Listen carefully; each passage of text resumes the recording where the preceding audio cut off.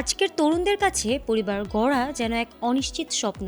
অনেকেই সিদ্ধান্ত নেন আর একটু পরে, কিন্তু সেই পরে শব্দটাকে এবার বাস্তবে টেনে আনতে এক ব্যতিক্রমী ঘোষণা এলো সংযুক্ত আরব আমিরাত থেকে।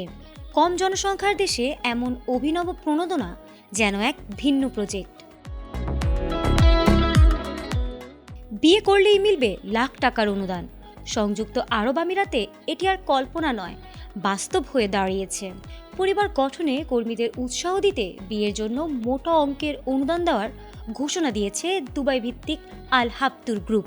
প্রতিষ্ঠানটির প্রতিষ্ঠাতা ও চেয়ারম্যান ধনকুবের খালাফ আল হাবতুর জানিয়েছে, গ্রুপে কর্মরত যে কোনো আমিরাতি নাগরিক বিয়ে করলে পাবেন 50,000 দিরহাম, যা বাংলাদেশি মুদ্রায় প্রায় 16 লাখ টাকা।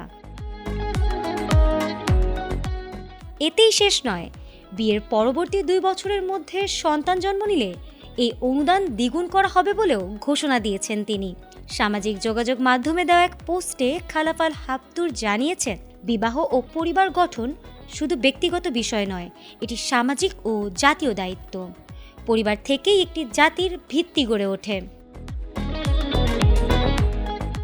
তিনি আরও বলেছেন, সরকার দীর্ঘদিন ধরেই তরুণদের পারিবারিক জীবন শুরু করতে সহায়তা করছে, তবে নাগরিকদের বিয়ে ও পরিবার গঠনে সমাজের প্রতিটি স্তর থেকে বাস্তব উদ্যোগ প্রয়োজন। এই ভাবনা থেকেই চলতি বছরে আল হাবতুর গ্রুপে কর্মরত যেসব আমিরাতি যুবক বা তরুণী বিয়ের সিদ্ধান্ত নেবেন, তাদের এই অনুদান দেওয়ার উদ্যোগ নেওয়া হয়েছে। সর্বশেষ পরিসংখ্যান অনুযায়ী 2025 সালের সংযুক্ত আরব আমিরাতের জনসংখ্যা প্রায় 1,15,00,000, যার মধ্যে স্থানীয় নাগরিকের হার মাত্র 15%। দেশটিতে স্থানীয় নাগরিকদের অংশগ্রহণ ও পরিবার গঠনে উৎসাহ দিতে সরকার ও বেসরকারি খাত একযোগে কাজ করে যাচ্ছে। ফারহানা হক, এটিএন বাংলা।